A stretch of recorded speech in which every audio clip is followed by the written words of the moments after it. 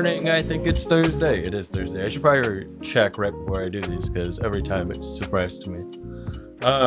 Man, what a day yesterday. And today's shaping up to be an awesome one as well. First, let's walk through what we've sold. Just a little bit. This actually sold yesterday, but I didn't ship it because I needed to spend more time packaging it, and I just didn't get to it. So that needs to go out, but not including that. This is what we sold today, or in the last 24 hours. Helmets, some good heads and everything. Believe it or not, this is like $200 and something dollars. We sold $200 something dollars. That's not $200 something dollars. I sold an architecture set that somebody did local pickup on and came and already got, and so there's like 80 to 100 there, so it's probably like 120. So pretty solid day. That's about our average, or what we were averaging before. So awesome. It's just nice to hear the notification come through that we're selling stuff. So the more parts we're adding, the more sales we're getting per day. I think it's generally about 6 right now, which is a pretty good average. But yeah. So yesterday, spent a lot of time cleaning. Let's take a look at the shop. Got through a lot of stuff. There's a lot of junk in the back. These are figs that are being processed and worked through right now. And then just a bunch of, these are troopers from this other lot I'll show you. Sorted a bunch of backlog of minifigs and minifig parts. That went really well. So that's good. This is all Star Wars stuff. There was some Lord of the Rings, Pirates of the Caribbean, and things like that. And Knights. I started with those first because there was figs for the Black Pearl were there. All of them are cracked, which sucked because like the Davy Jones torsos, like I didn't even have the Davy Jones torso, or I probably would have sold it cracked, or the claw. The claw's worth a whole bunch too. Anyway, I think we're gonna go through that bulk one more time. And just see if there's anything in there that I missed, just because there are a lot of high value parts in there. Like the shark guy's head is in there and it's like $50. So I think I'm going to go through bulk, it's like 3 giant containers. So it's going to end up being a ton. But it needs to happen. Do one more pass. I'll pick out stickered parts and then add to my growing backlog of stickered parts, which I actually really like doing. Because there's random ones, stickered and printed parts. There's random ones that you get that are like really, really expensive. So I like that. And then it's also unique lots. So increasing your unique lot count will increase the odds that somebody who is looking for a certain configuration of parts that you have it, right? So that's always beneficial. It's almost like advertising. Other than that, knocked out the PO box yesterday, which was awesome. So now I can actually receive BrickLink orders. And on that note, I think I placed a $150 BrickLink order almost immediately. A little bit of arbitrage on some parts that we have, that we don't have, that we sold through. So getting those back up, and then trying to just complete incomplete figs. I was trying also, the reason I ended up placing it originally was I was trying to decide if I wanted to buy the parts for the Pirates of the Caribbean figs. I ended up just parting them out. I have like a good amount of different things for the for the Black Pearl set, right? Like I have really high value parts for high end figs in there, right? And I also have a few of the sales. And so I'm thinking that might attract somebody who's looking to finish a Black Pearl. So I put those in there. Sometimes it's just better to, like, I think I could sell the parts, and keep in mind, you're going to have to make 4 or 5 sales in order to sell off the components for a figure. But the parts list for almost as much as the complete figure without the torso. For like Davy Jones, I had his hat, head, beard, and peg leg, the pants with the nougat peg leg. And so I think in total those parts were at least 120. So by adding the torso, which was $50 to $75, I would really only be adding $30 in value. So it's upside down at that point. So didn't end up pushing forward with it. Just kind of take the L. It's the beneficial part about selling parts now, is that if I don't have all of it, I don't just throw it into a container and wait to come across it. I can actually monetize it a little bit. So that was awesome. What else? There were a couple of store things that I wanted to talk about. One, we have this curtain. It's like in the perfect So you notice there's all the storage underneath there. And then generally the curtain's drawn like that, especially when I'm doing videos, but it's normally for when I'm doing garage sale or whatnot, right? Like I don't want people to see all that stuff. What I ended up finding is with the curtain drawn, I was way messier because I didn't have the spot easily available to put things, which was interesting. Like I didn't think that it was contributing that bad until I folded it up and I was like, oh, I'm like actually putting things away where they're supposed to go. Um, so it was a little interesting lesson. The reason I keep it drawn all the time is I just don't like the way that it looks when I walk into the space, because that visual clutter adds to the visual clutter of all the other stuff in here. And so it just gets just a lot more noise. But functionally, it's 100% better. And so it's something that I have to, I think I literally have to roll it up and then unroll it when it's garage sale time. So that was interesting. And then I don't know if I've shown it very much, but I had it's a stream deck. So it's a numpad, right, with a camera on the top of it. And I used to use it over here because this was minifig graveyard. So this is where I would process all my figs. I'd bring them over, and when I was adding them to my inventory, if they weren't complete, then I'd put them right away, right? But that's not how we're doing things anymore.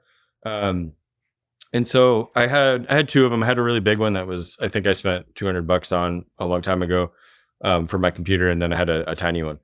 I was using the tiny one most days, and so I've updated it and brought it up over here. I've got, this is my touchpad for all my hotkeys for everything related to the adding parts, right? And I even have canned responses on here. Let's see if you can see. There you go. It shows a lot better. So like you can customize the image on all these. And so hitting this button just types head, right? So I can do head, nicked or cracked, or torso cracked. And that combination allows me to not have to type when I'm adding parts. And then I also have my 99% complete button, 100% complete for sets. I have grades. I don't put a comment if it's, like nothing of note. And then a 2 is lightware, and then a 3 is heavily used. Lightware is generally always swing marks. And so I actually added on this lightware swing marks. And so I'll tap that button and then delete out swing marks if that's not really what it is. And then heavy is always cracked. So I have heavy cracked on there. So I did update some of these, but I have cracked a couple of times. I also have like canned responses for declining something someone wants to sell, rates info, price info, a little bit about us. And then these are Spotify controls, so I can tap this button and music will play. And then I've got my volume keys on there. That thing's super, super helpful. Pretty amazing. And then I also have my camera is actually hooked up to, I have Velcro going across the top here. And I hope to go through this in a shop tour at some point if I haven't already. I like to stand right behind the camera, just put the thing in front of me, right? And then move it over into the bin that it's going in. So left to right is definitely the way that I wanted it to go. So like over here, grab a part, scan it, and then put it in its container, and then done, right? That part of it. Keeping that flow is good. But yeah, so making sure, but also with it on the Velcro, I can stand further over it if I need to for whatever reason. I can also, the most important thing is I can just put it away. Like I can put it down there, and then I'm not walking around or doing anything. So that's been awesome. It works really well. The setup's been great for me. Trying to see if there's anything else that I want to talk about in this space. I also have, I haven't been in the game as long. I have this is a Velcro 2x16. I think the numbers are fading. I don't know if it'll focus on there, but I wrote the stud count on there, and so I can hold things up to measure, right? Which has come in use. It's come in handy so many times for hoses and strings, right? Like that's really what it's for. Most of the time I can pick it up and eyeball it really quickly. But hoses and strings, no, I can't. So yeah. So that was a neat little fun thing that I was like, oh, I can throw that on a little Velcro and get that going. Yeah, man. Today's gonna be more parts. I hope to clear off that the space with all the newest figs, but I'm not sure if that's gonna happen. And then I'm going to pack these orders. It's not as many, so that'll be nice. And then we also had a bunch of sets come in. Oh, let me show you these. That I had completed the inventory on them, but I hadn't received all the parts for them. So yesterday I completed, I think it was Valdix Fortress. Yeah, there was an old Violet part, like one part that was missing that I got in and put in there.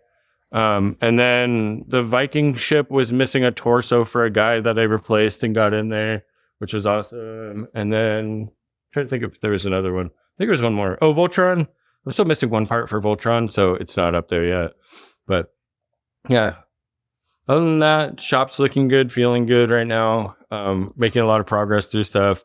I have a big backlog of minifig stuff, so for whatever reason, that always makes me feel good. Yeah, lots of parts here. It's just not. A lot of these figs just weren't complete. Like this is a CMF, and this was everything that was pulled out, and it's just like not even enough to complete. Like, how do you have the wizard? But like the bottom part, I think I have in there. I'm like 99% positive. But yeah, a lot of just parts for stuff, which is only disheartening when you find parts for high-end figs that aren't the high-end parts. So yeah. And then I also completed some additional Bionicles. I only have one left. But it's like a $200 Bionicle, I think. 175. Yeah, pretty nuts. So we get that done. And then I ordered more lights yesterday. I want to figure out the lighting in here a little bit better. It's really nice if you're in here, but it gets better when I have two lights that are mounted to the garage rails. Let me see if I can show it. Right on the back here. So that when I'm standing in this particular area where I used to work a lot, I can flip on a light switch and it's nice. But the better part about it was that it was a lower intensity. And so I would nuke the overhead lights and then just work off of that one light. And it just made it feel a lot more calm. Like, not that it feels crazy in here or anything, but it made it feel a lot more calm in here and like cozy and stuff. And like when it's raining outside, you got the garage door and you can see out and stuff. You got some music going. It feels great, right? So I wanted to extend that. I'm not sure how I'm going to do that. I want to extend that feeling over the main area here where I'm working. I want to get at least one overhead up here.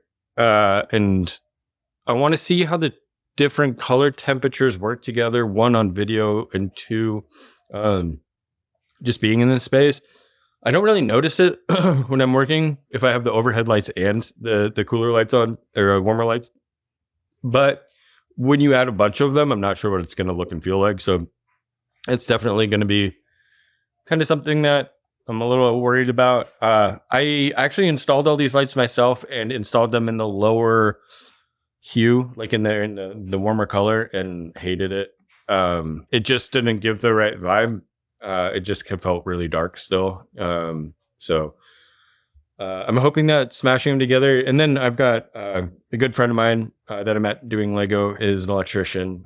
And so I think I'm going to have them wired up so that the dual light switches, as you walk into the garage, one does one color, one does the other. That way, if I want it really warm or really cool in here, I can have that happen. Light, like I definitely have a thing for light and light temperatures, and yeah, I might be the only one. But walking into a space and they have the wrong temperature lighting, it's always like they have an intensity that's way too high, and it makes it look like a hospital setting in someone's home. And I'm like, oh my god, what is happening here? It's always funny to me. Just trying to get the right temperature for the right space. But yeah, feels good. I'm not going to be able to add a lot. So like I have this bin over here of a ton of minifigs. I'm not going to be able to push these live until this whole lot is done, which kind of sucks because like these are complete figs ready to go. I'd love to scan these in, and then the parts I can do a long tail thing where I'll add them over time. But I don't know if it's the way Bricker's batch system works. I think I'm going to write an email today and ask them what's up with it, because with the batch system, what I assumed is it's a way to break these things up, right? So I can buy a lot from someone, put it into two different batches, push one batch live, and then continue to work on the second batch. When I go to do that, anytime I tried it, I go and I push one batch live and it drags the other one live as well. I can't add anything else to it. And so I'm not really sure what the point of it is. Maybe I'm doing something wrong. So I'll follow up today and find out what's going on with it. Um, but yeah, hoping to see orders continue to roll in today. Um, yeah, and then it really cooled off. We had a lot of people reaching out to us yesterday or in the day before, or sorry, the day before yesterday and before that. Uh, Tons of people were reaching out looking to sell stuff. Nothing came of it, but I'm actually surprised that yesterday I don't think I received very much. It might be the time of week. I know Fridays for us kill it. Like, and so that's when I always do my follow-ups. I always try and do my follow-ups around Friday because then the weekend's not too far away for people as well. And so you can schedule and organize a lot easier to try and get people to meet up to either drop off Lego or allow me to pick up. But yeah, whew, that's a lot. But everything's going really well.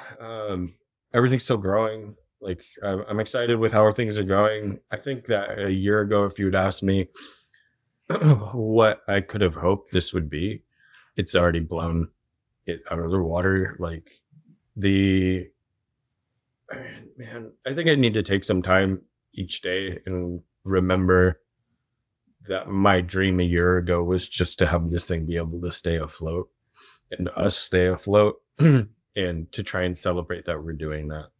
Um, we're paying the bills. We're not really adding anything to savings. We're reinvesting into this, but it's finally something more stable. I get to wake up every day, super excited to be working on this stuff. Um, I get to when I don't have to I don't have this like background noise of worrying whether or not the job I'm doing is good enough, right? And I think a lot of people have that. It's really hard to wake up and go to work every single day and need that external validation in order to have myself feel like I'm worthy and worth it, and to not have that anymore, to have that noise turned off, and to know that there's a direct correlation between the hard work that I put in and the money that I get out. It's relaxing. It makes me feel good. It makes me feel at peace. And it's just something that, until I started talking about it now, maybe I've been taking for granted. But yeah, I'm very, very grateful to be here. I'm grateful to the friends that I've made here, and I'm grateful for the family that I have that's been supportive. Most grateful to my wife who has done and put up with so much of this stuff. And she comes in and she hustles and she'll inventory sets, anything that I ask for her in this space, she'll do. She'll pick bull. And I don't think she'd ever touched a Lego set in her life. And so it's just been a long journey for her. And now it's such an integral part of our lives. It's pretty fun to see. But yeah. Yeah, man. Super happy with how things are going. We'll check in tomorrow and I'll talk to you then. Yo, I'm just now realizing that y'all might want to check out the process of adding figs. I might do a time lapse, I think. I'm hoping I can get the camera in a good spot so that you guys can see kind of how this goes down. It's not a very fast process, but it might look that way if I do a time lapse. So let me see if I can get that.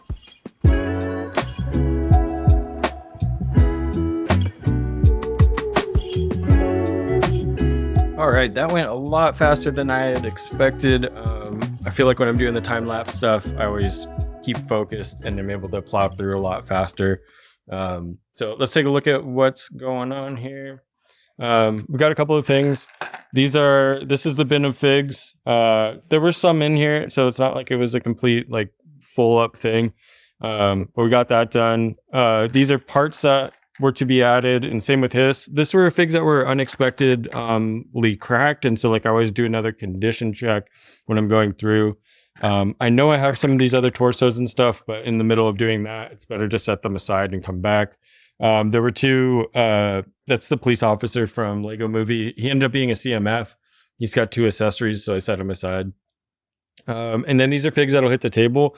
The difference between the bagged figs and the figs that hit the table is the bagged figs are either dupes of figs that I already have out, or are figs that aren't worth putting out on the table.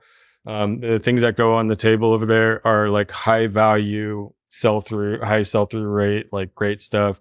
And then there's only one of each fig out there except for troopers. And then, but yeah, great stuff in here. Got the hammerhead dude or shark head dude, not a hammerhead. A bunch of Kashyyyk troopers. I already put a Grievous out. I'm trying to think. Movie Ninja Turtles, regular Ninja Turtles. Those all went. These are low value figs. Things that I'll probably just put in a bin or a bucket and then come back to and do a bunch of them all at once because like their faces aren't super unique. And there's just multiples of each one. And so I'd rather plow through a bunch of these instead of chunking them in right now. And then like things like Chima, I have a massive bucket of Chima figs. If that ever becomes popular, I'll be a millionaire. So that was really good. Trying to think of, let's take a look at what else is left in the collection. There's just parts, low value stuff, some animals that I'll definitely add because animals are great. They sell really well. And then these are just the different categories: dual pants, printed pants. I'll pull the good heads out of this bin, and then probably put the rest in the backlog. Same with the hairs. I'll sort the hairs and helmets away. Anything high value that I notice off the rip, I'll scan into inventory. And then this lot's pretty much done. I'm really contemplating whether or not I want to go and do a second pass on that bulk. I mean, it's like 3 hours and I'm chasing at best like a $50 helmet, or torso, and I'm just not certain it's really worth it. It's grimy. I did a pretty good job when I went through it the first time, so I'm not really sure that there's anything missing. And so that's kind of like a cut your loss decision, right? Like, do you want to continue to invest in it to capture the last 10% of value and spend 3 hours doing that, or is it just not even worth it? And so I just have so much other stuff on the plate that I'd rather not do it. Final or current total for that lot came out to $2,100 in figs. So I think we paid I think $82 for the whole thing. No, sorry, it was 82 pounds. Way off. And so we paid $3 a pound, so like 240. Yeah, so like close to 240. So I knew 80 was in there somewhere. So yeah, screaming deal. And then we'll sell off the bulk, make some more money off the bulk, and continue, just to add value. Let's see what else. Next up for me in processing these figs, all of the guys in my limbo bucket here. So limbo is just like, it's added to the computer, but it's not put away where it needs to go. All of those will get sorted into these right here. So these are our categories. You got Star Wars, Marvel, DC. And then I ordered some more of these containers down here so that I can fill out and add additional categories. There's a note that I had been writing as I was going through because I know that there's like random city categories that I need to get done. So like fireman, police officer, robber. And then I also have a bucket. So this is things without a category. And so this will help me identify the additional themes I need to create. Like obviously Flintstones, sports, power miners is a big one. Lone Ranger needs to be pulled out into his own thing, and stuff like that. And so the idea is you'll never have every category, or at least I don't feel like I'll have every category, but I will have a catch-all, and I want to keep that catch-all so that it doesn't have like a ton of stuff in it all the time, because it's kind of a pain to look through. The system works really well, except for when there's a ton of stuff in there, right? Like, and so because the white tags kind of cover up when you're looking for a thing. This has helped. Like, so I'll bag and categorize light things. So like, here's the Stone Army guys. And so if I need Stone Army, I pull it out, and I've already done a bunch. And then if I need one of the other guys, there's only 25 dudes in there or whatever. So it's fast. It's generally not a big problem until you get to something like this, where I think 2 or 3 times I've had to dump it out to find the guy I know I was looking for. The other thing that's going to help with this is I'm going to add labels and scan each fig into its category, so that when I'm picking, it's tells me exactly where it is. There have been there's like some type of cross pollination. Like sometimes things will get added to the bulk category when there's already a category. Knights, pirates, space. I get kind of lenient with what falls into those categories. And so like that can cause issues. But yeah, so I'll get those labeled up and I'll scan them all into their buckets. And so when I'm looking for one of these dudes, it'll just tell me that it's in CMF2, and then I'll just quickly grab it.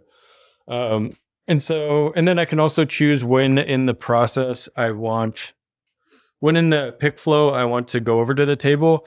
I like to do it first because I like to get it out of the way because it's the most cumbersome thing because it's not precise. Like in the stuff back here, it goes, go to drawer A72, and I go and I pick out my piece and it's done. But with this, I have to use my labeled categorization and then also look on the table to see if it's on the table and stuff. And it's just kind of a pain. With Star Wars, it's probably the worst. The categories are set really well, but there's so much Star Wars and like this section, it takes up a whole quarter of the table. Is so wide that like if it's not a trooper, like today I was looking for one of the dudes from Mandalorian, Grief Karga, and on the table, like I could not find him. It turns out he was in one of the bins at the bottom. In the Mandalorian bin, I just didn't see him the first time. But trying to scan the table looking for Grief Karga, I was like, dude, there's no chance, right? Like, I don't know. If it's Obi-Wan, there's like an Obi-Wan row, or if it's Han, there's a Han row that's really fast. But like, there's certain fractions of the segments there's certain segments that just start to get wild. Yeah, sweet.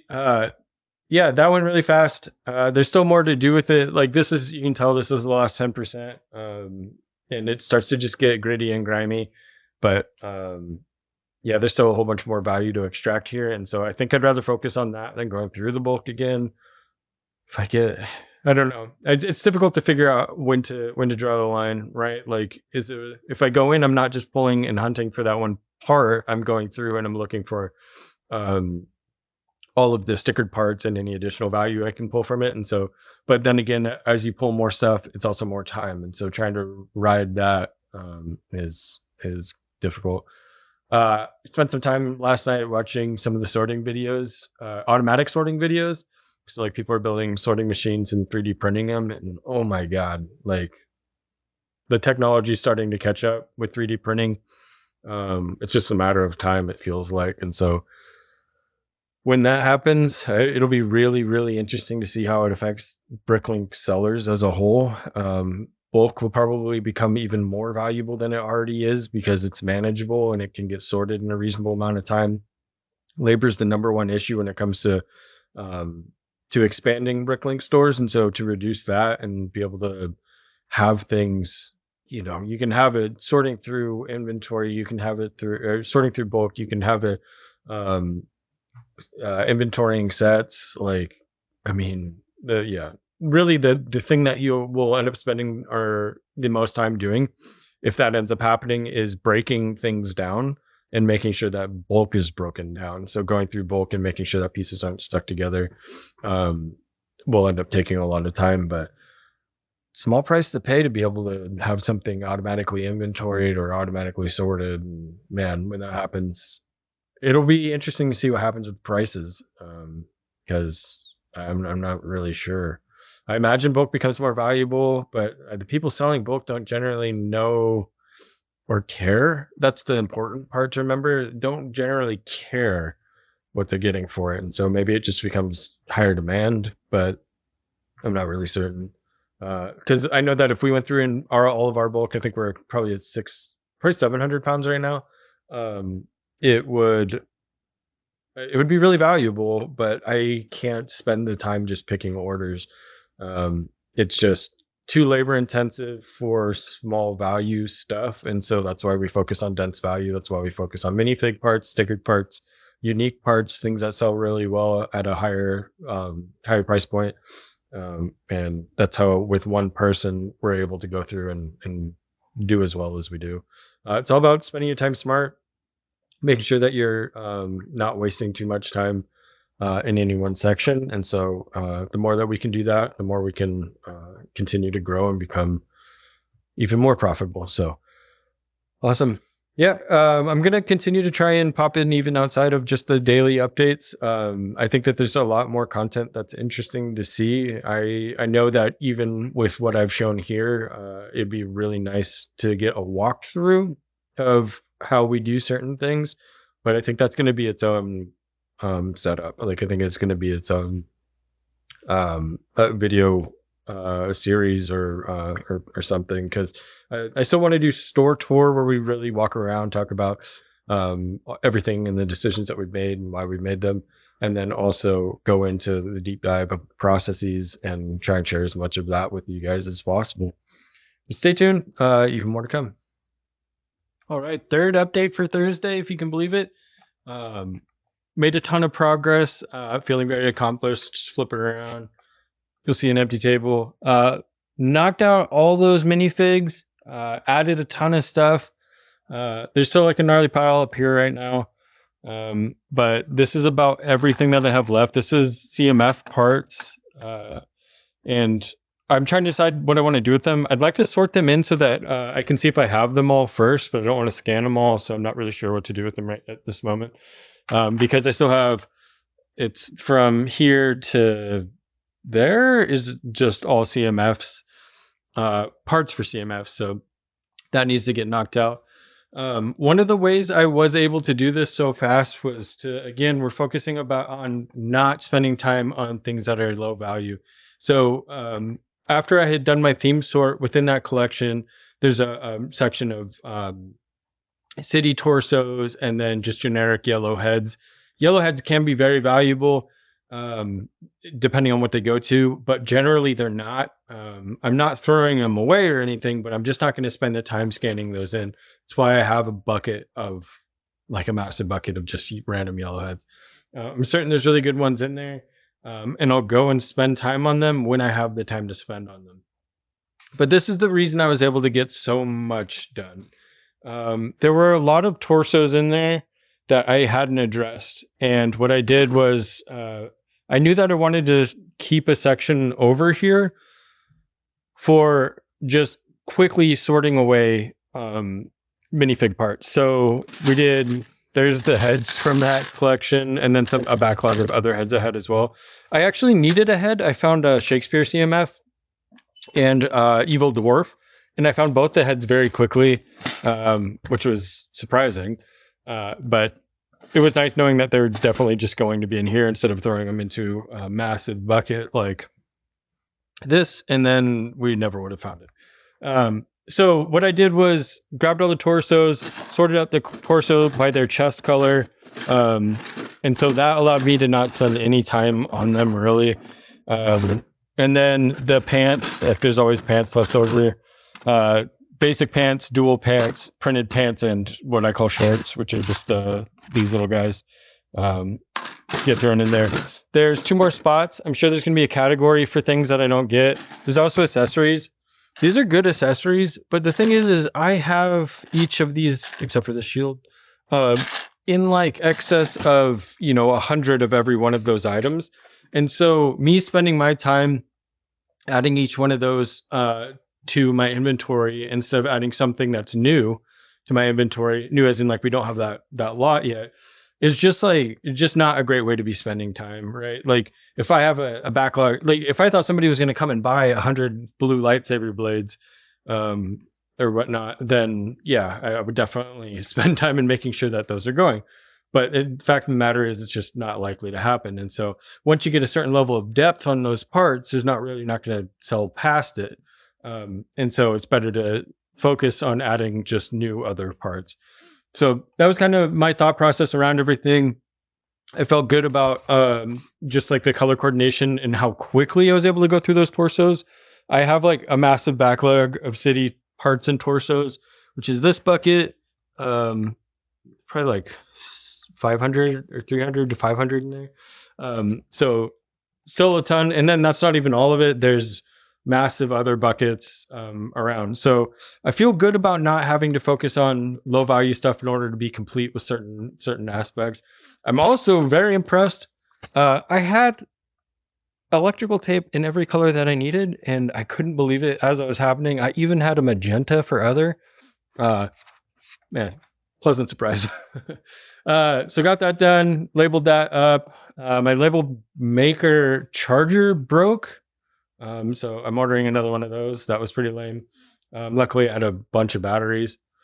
Never underestimate the amount of batteries you need for this. It's so odd. Like I burned through. I also have a 2-year-old now, and so that might be contributing. But we have just like even in our wall storage, AA, AAA, and that's not counting. These are purely for Lego. This is just the tiny batteries for what is it? There's there's watches, light up figs, the little battery pack things, like that come with certain sets, like you can replace those. There's one more battery associated with Lego that like I have to keep on hand. It was pretty lame. I had it was Luminara. I had to change the battery on it. It's like $120 fig. And I didn't have any after I opened the back of her, and I was like a little tense about it. I was like, oh man, like I don't know. I wanted to know whether or not it works, right? I think there's only been one light up fig that I haven't gotten to work again, and it was because somebody had ripped the arm off, like clear off, which is insane to me. But at the time, they probably weren't thinking it was going to be $100+. So got that. Let me see if there's anything else. One thing I did want to share here is talking about the laptop setup. There's not really a lot of wires. There's just the one going to it, and everything runs off of it. You'll see the printer, Steam Deck, webcam, and charger. And that's because hidden down here, I have a USB hub that has everything. Let me see if you can see it. There you go. And then through the wall, I originally had it coming up this way. But I ended up drilling through the wall or through the little cabinet and running it here. I can tuck it back when I don't need to use it. But what that allowed me to do was to be able to push the laptop backward and not have anything in front of me. And then also that's the space that I'm commonly scanning items in.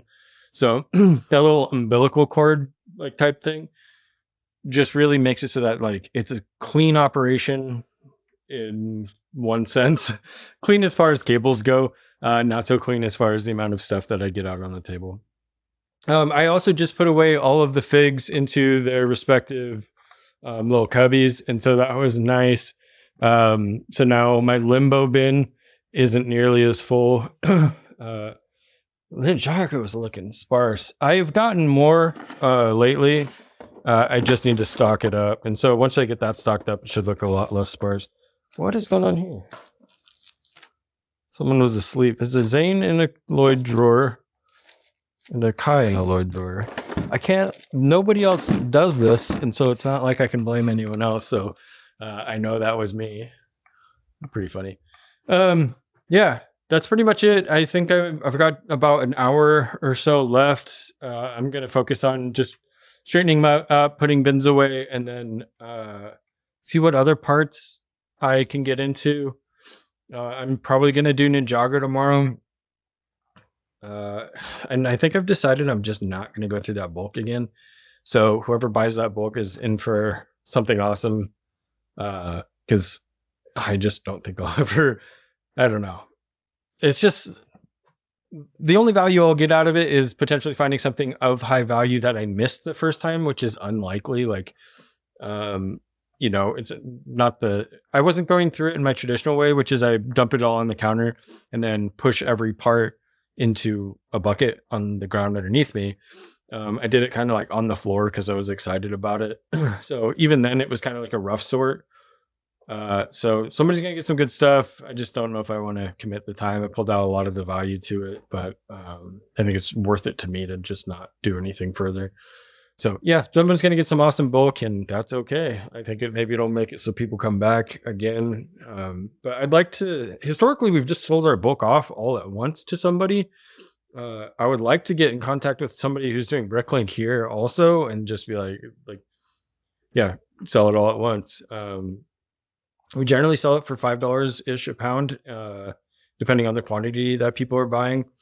And that's with a clear note that minifigs and parts have been picked out. Like, it's just, if we can spot it really quickly, we'll take it out, but it's not like we're going through with a fine tooth comb, obviously.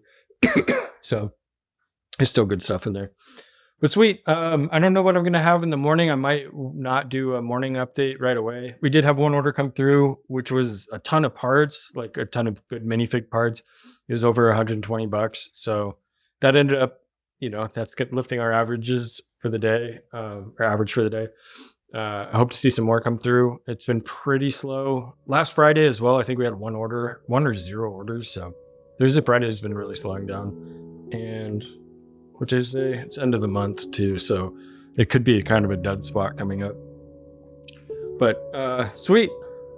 Yeah, don't know if we're gonna update tomorrow morning, but yeah, we'll see. Chat soon.